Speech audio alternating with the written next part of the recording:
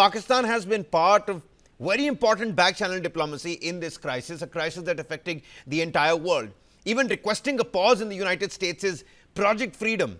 But how much influence does Islamabad really have in all of this? It's great for the pictures, it's great for the optics. How much of actual influence is on the table, and where does it stand when the region actually heats up? Look at how Oman and UAE have condemned the recent strikes on the oil plant. Pakistan requested the pause in the Project Freedom, but what leverage does the Pakistani side or the delegation actually have here, sir? Well, I think Pakistan had just offered its good offices for mediation, primarily because it enjoys the trust of the Iranians as well as of the Americans, and particularly the Chinese also, I think, reposed trust in Pakistan. So that gave Pakistan the leverage that no other country in the region had. And this is why these circumstances placed Pakistan in the middle, and no surprise that Marco Rubio once again mentioned that they are just suspending or putting on hold the Project Freedom for the time being on the request of Pakistan and other countries. So it's not about Pakistan, what Pakistan can offer, but more about whether the United States and its president realize the very narrow options that they have. They are now limited by domestic economic and political pressures. There's a considerable pushback by the countries where the United States is holding its bases.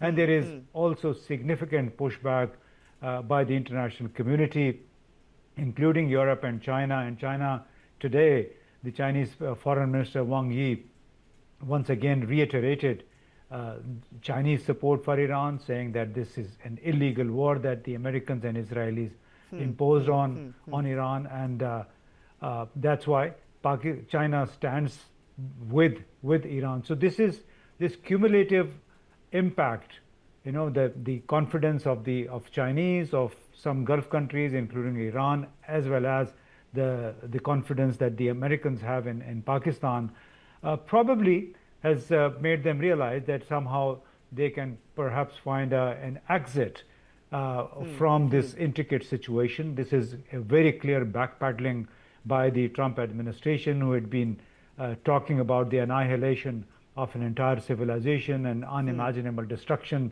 And now we heard Marco Rubio saying that, well, China is so much dependent on the Hormuz Strait for its exports and imports, and that's why they should step forward and stop Iran from continuing its blockade. So, this is a very big moral victory for Iran in the face of the military firepower of both America and Israel.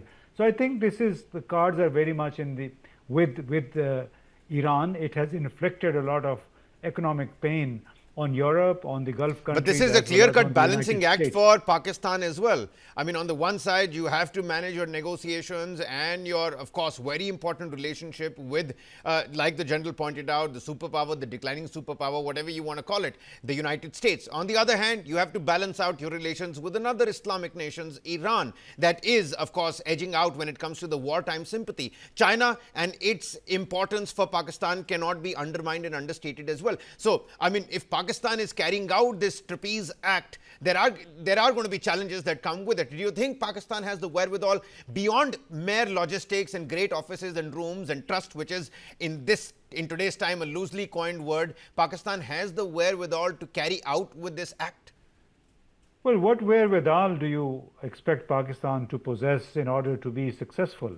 It all depends on Donald Trump, his cabinet, whether they realize the gravity of the situation, that their war has caused so much pain for the Gulf countries where their military bases are based, and for the rest of the world. So it's, I think, primarily the clock is ticking on the Americans, not on Iran. Iran has already suffered a lot, and it still, however, believes that it has the Hormuz Strait as the leverage, as the ultimate leverage.